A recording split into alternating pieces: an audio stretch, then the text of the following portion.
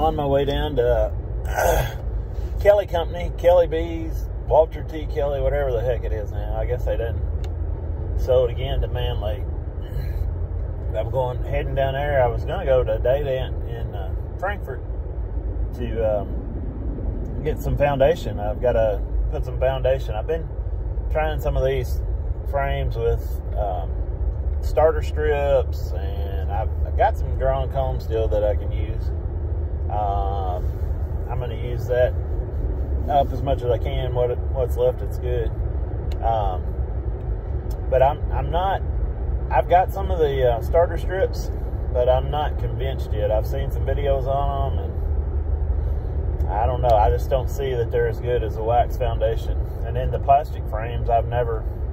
And again, maybe I've just not tried it enough or tried it in the right way. And I know you got to coat it with wax and all that, but I've never been convinced about that either. And I still see some videos and people having bird comb and building comb off the foundation and having to scrape it off and start over. And I know with wax foundation, you don't have to do that. So I know it's expensive. I'm paying, I think it's a 25-pound box for deep hive body wired foundation with hooks. I think it's $2.19 plus tax is what I'm paying. But I know the bees like it and they'll draw on it and they won't screw it up. The bees get the eating wax a lot of times too, and I think it's natural for them to eat. They'll eat holes in this foundation so they can get through to the other side. I think that's natural for them. I think they try to do that with the plastic and end up chewing the wax that you put on there off, and then they don't want to draw it out right. So I think it's natural for them. I don't know. I just think it works a lot better. I know it works. I feel like an old-time beekeeper I used to make fun of for being set in his ways, or set in their ways. A lot of old-time beekeepers, I feel like that now, but I guess I'm set in my ways. I know it works. So that's what I'm going to do. I'm going to get some. I'm wanting to start several hives this year, and you've got to be ready. Beekeeping, you got to plan. You got to have a plan of what you want to do and how much. And then you got to be ready, and you got to have those boxes ready when you get ready to go. If you're going to make splits and start new hives and catch swarms, you've got to have a plan for that stuff and be ready for it. But at the same time, you got to be ready to change on the fly, know when to do what, and be ready to make some changes, because it doesn't always work out like you think. Went out to the yard and think it was just going crazy, and it wasn't. And I went out to a yard thinking it didn't need anything, and it needed everything too. They're so amazing what they can do when the situation is right, when there's a flow on. They are unbelievable. It still amazes me every time I get into a hive how much they can do in such a short amount of time. And they are so, I don't know, I guess as people, we're just lazy, but I don't know of anything that works harder than a honeybee. They work so hard to be able to do what they do in a short amount of time, and how they know to do. They screw up sometimes and do some stuff that they shouldn't do and swarm at the wrong times, make homes where they shouldn't, but how they know to do what they do and do it so well, it amazes me every time I get into it. It's really, really neat. But I gotta go down here and get some stuff. I'm gonna look at the other stuff that they got. It's hard to not find stuff that you like or want, or I gotta have that, or thankfully my better half is not with me. And well, they say it's better to ask for forgiveness than to ask for permission. So I guess I'll fly by the seat of my pants and hope I don't get in too much trouble. We'll see how it goes.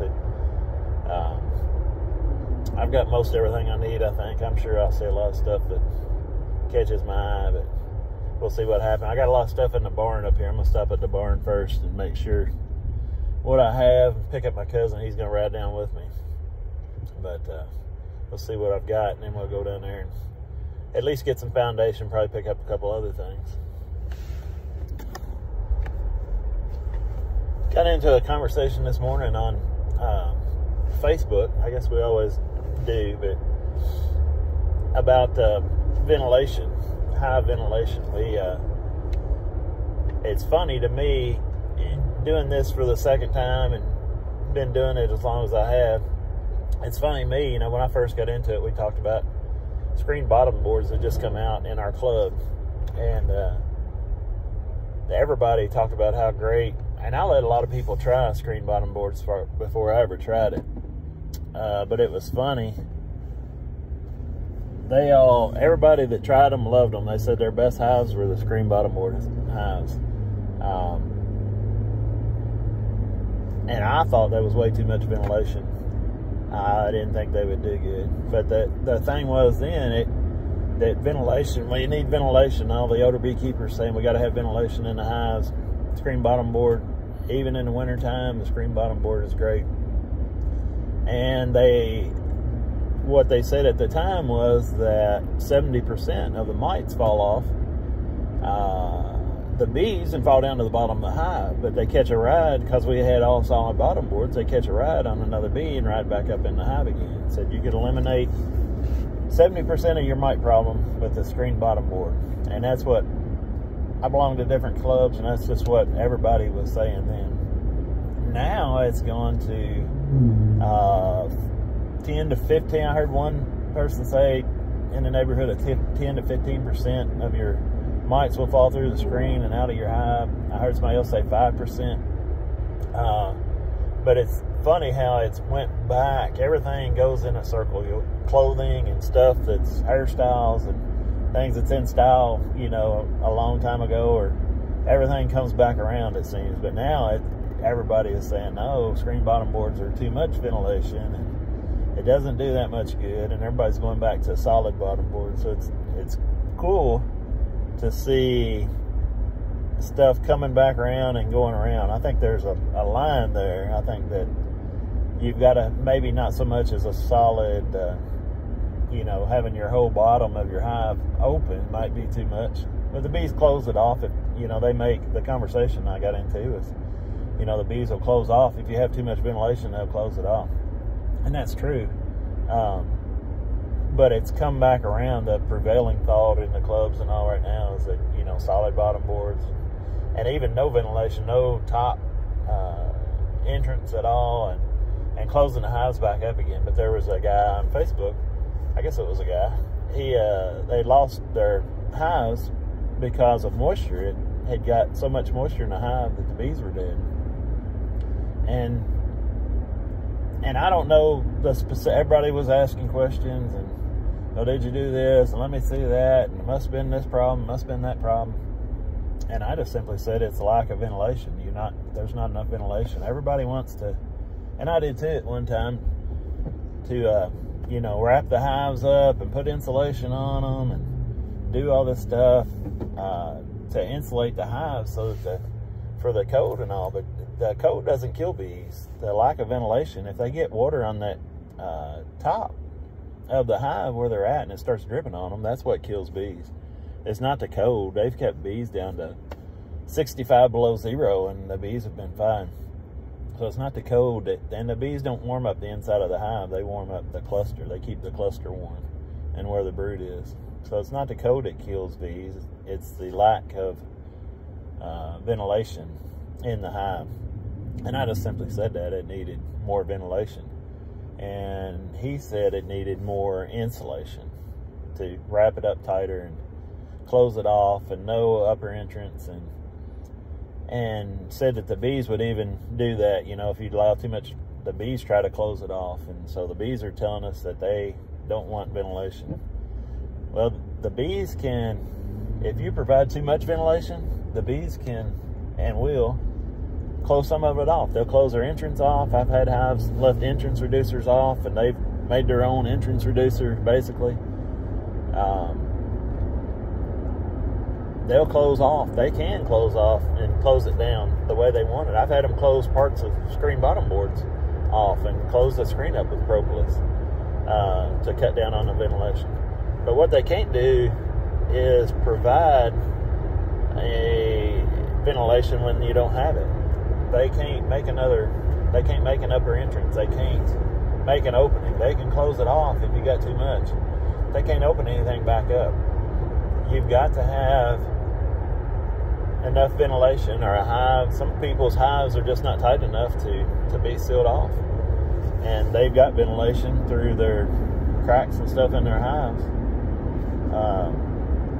but there's got to be some kind of way for them to get the moisture when the bees are doing their thing and keeping that warm inside. There's going to be moisture, and bees will drink some of that moisture and will take care of some of it. But you can't have too much. If you got so much, this hive that they had a picture of on Facebook was just dripping wet. There's water standing on top of the frames and all. But he's got, I think he said he had insulated hives. That's what he had, and that's worked for him, and he hadn't had a problem, so be it. But I know for me, an old beekeeper told me a long time ago, got to ventilate the hive, got to have a way for that to get out. So that's just my thoughts on it. Everybody does things different. I'm not, if that works for that guy, then fine.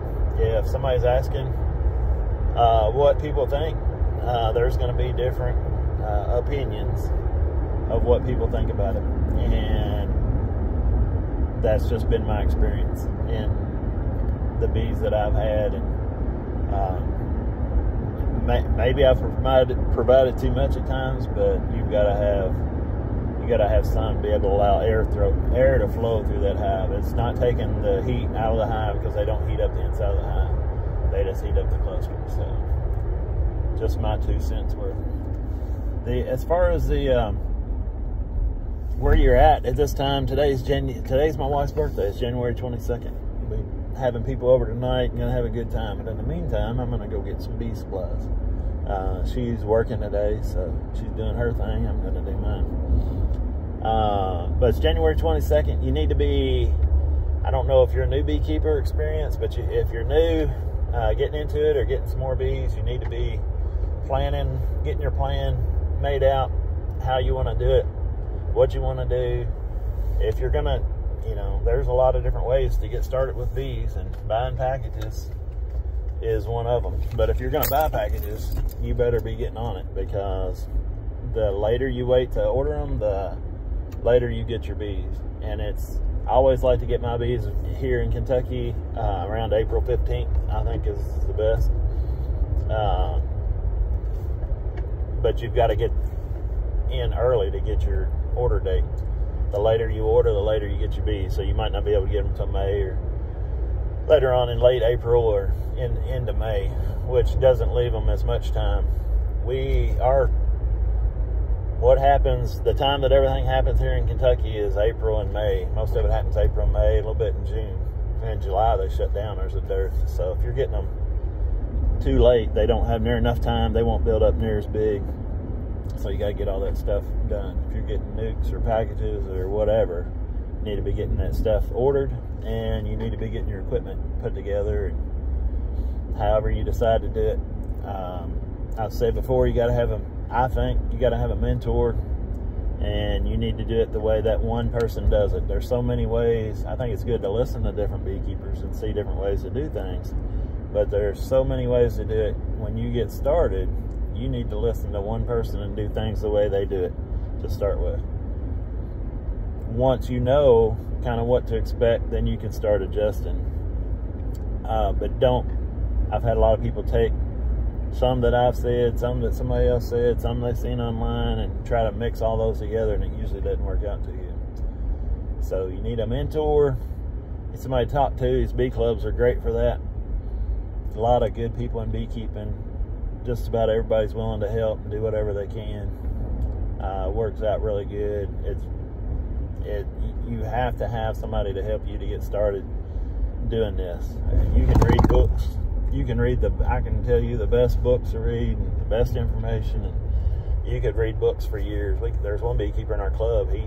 He actually helped a guy for 5 or 6 years before he even got started. Finally, the guy told him, "Look, you need time to get your bees. It's time for you to do this now. You know enough." But it's not like cows or sheep or anything else. You've got to have somebody to show you and know what pollen looks like in a frame, know what cat brood is, know what a queen cell is, know what drone brood looks like, know what the pattern should look like, where it should be in the hive, how much honey is enough honey, what time of the year it's okay to be crowded and when it's not okay to be crowded. Make sure they're not pollen bound or honey bound. Queen's got to have room to lay. There's just so much stuff. You've got to have somebody that can show you some of this stuff. You just can't learn it in books, and now we've got all the videos and stuff. It's just so hard to learn it all from books and videos. I've seen a lot of people start too fast and go and, oh, well, I can get all these hives and make all these honey and sell all these bees and raise queens and try to do it all at one time, and it just doesn't work out good. You've got to start kind of slow. You need to get at least a couple hives to start with, but you've got to kind of learn as you go, and you got to build up as you go. I think it's hard. I've seen a lot of beekeepers waste a lot of money trying to take off and run with this too quick. It's not something you can take off and run with right away. You've got to learn what you're doing. You got to learn a lot of things that you do are going to be done on the fly. When you look into a hive and you've got your plan, well, I think it's going to look like this, and it doesn't look like that. You've got to know about reversing those hives and splitting those hives and equalizing, and you got to know when to do it. It's just hard to do, and years are different. There's so many variables in beekeeping. Every year, even if you got it all figured out, you know, it'd be nice to have a plan. You know, if I had one guy that I could look at, this is the way he did it every year. He had a plan, and I could just go by his plan. On April 1st, do this, and on April 15th, do that. April 30th, make sure this is done. Even if you got that figured out, there's so many variables. The weather's going to be different. The spring might be 2 years or 2 weeks earlier or 2 weeks later. Or you might have Italian bees and he's got Carniolans. You might have a tulip poplar flow and he doesn't have that. He's got black locust, you know, who knows? Henbit, you know. There's so many variables. The area is going to be different. The type of bees are going to be a little bit different. You've just got to know. You got to get to a point and learn enough to know when you get in there, okay, I know what my bees are going to do, and I know what they need. Right now, they need space. Queen needs room to lay, or they need another box, or they need to be reversed. You got to know that. You got to learn that for your bees. You can't look at a schedule and see that Big John always does his splits on this date. Well, that works for him. You got to figure out what works for you. And you're going to do, I've done a lot of things right by mistake. I've slowed my bees down enough where they would have swarmed if I hadn't screwed with them so much. And they didn't swarm and made a honey crop. But I didn't know it was because I had, some of the things I had done, I just accidentally done the wrong thing that slowed them down enough where they didn't swarm and made a crop of honey. And then you figure out how to do it right, and they build up really quick. It's using these pollen patties and feeding and all this stimulates the bees to raise brood really early. And you get all that stuff figured out, and you got a big old pile of brood in there. Next thing you know, all your bees swarm and you don't make no honey. So it's a lot to figure out, a lot of variables. And it takes a while to learn. So you got to get in there and get your hands dirty, and you're going to have hives that make, some hives, I think they say in Kentucky the average is 60 pounds of honey per hive. Well, you don't get, if you've got 10 hives, you don't get 60 pounds per hive.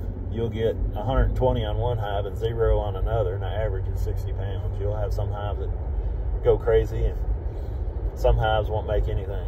So you just got to do the best you can. You got to keep good records, learn from mistakes that you've made, and work on it next year and do things a little different, or see how the year goes and learn it. But a lot of these old beekeepers have learned this stuff and know what needs to be done and how to do it. So the more you can talk to an older beekeeper, the better off you'll be trying to get this stuff figured out.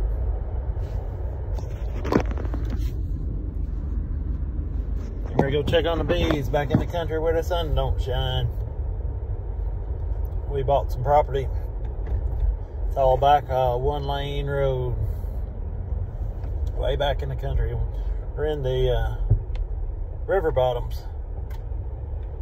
So we got a lot of bottomland, a lot of very fertile ground, but it's mostly corn and soybeans. There's a sod farm close to us. Not a lot of honey producing stuff to be seen. A lot of woods, so we got a lot of tree honey, hopefully. But it's January 22nd. It's 42 degrees right now on the truck. Let's see if the girls are flying. I really don't have time, but I'm gonna check them anyway. Just make sure everything's okay, make sure they're flying good. Just got back from Walter T. Kelly Company, or Man Lake, or whatever the heck they're calling it now. Got me some Hive Body Foundation. Got me some Swarm Commander. Everybody says that stuff is great, and it ought to be for what you have to pay for it.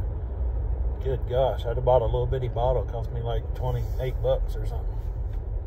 I got, let's see, I got a queen catcher cage. I think that's all I ended up getting. About used all the money that I had. I had a little bit of cash. We found some honey.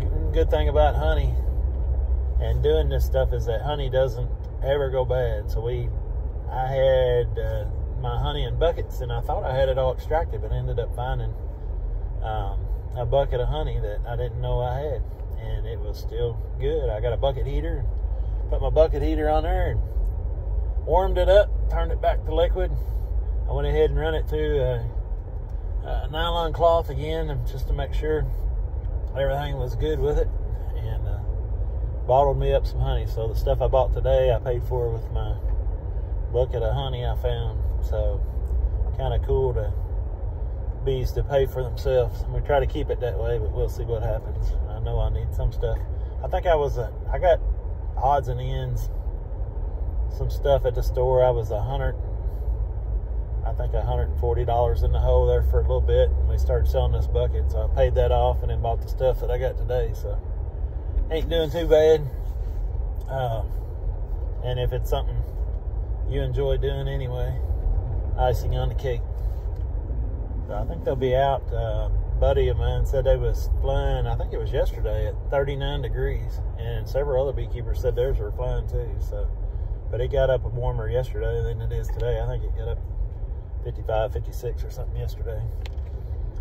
So been able to get plenty of cleansing flights, but they're probably eating a lot of honey too.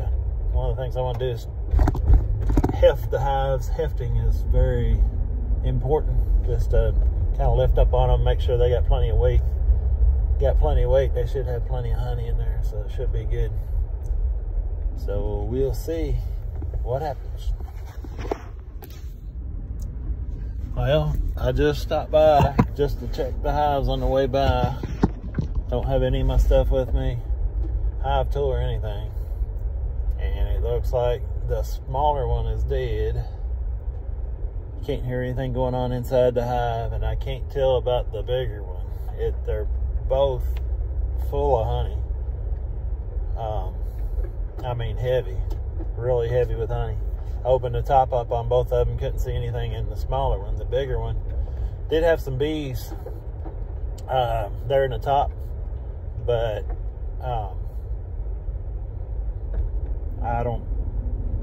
the bees looked fine, but there wasn't many of them. So there could be a big cluster down in the box. There was none flying. It's 45 degrees. I thought they would be flying. They was in the shade. They're in the shade. But I still thought they would be flying. So I don't know.